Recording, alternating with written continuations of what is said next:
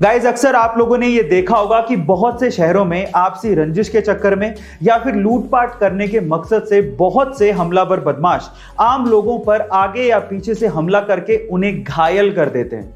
देखिए, अचानक से होने वाले इन हमलों को हम लोग रोक तो नहीं सकते, लेकिन उनसे अपने आप को प्रोटेक्ट जरूर कर सकते हैं। कैसे, मैं आपको बताता हूं। क्योंकि आ गई एक ऐसी टेक्नोलॉजी जिसमें कुछ ऐसे क्लोथ आर्मर्स तैयार किए गए हैं जिन पे इन धारदार हथियारों का कोई फर्क ही नहीं पड़ता है। जरा देखिए।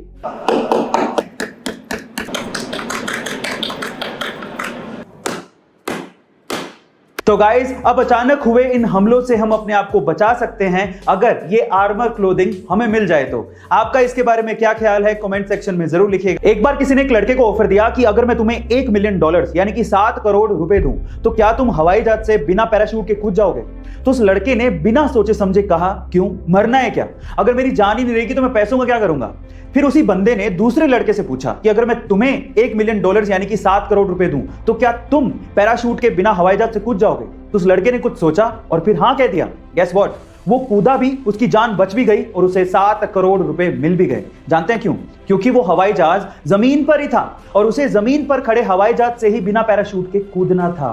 गाइस, बहुत से लोग बिना सोचे समझे लाइफ में डिसीजन लेते हैं और अपने हाथ से बड़े मौके को गवा देते हैं, लेकिन समझदार लोग हर एक चीज में मौका ढूंढते हैं और उसे अपने हाथ से जाने नहीं देते।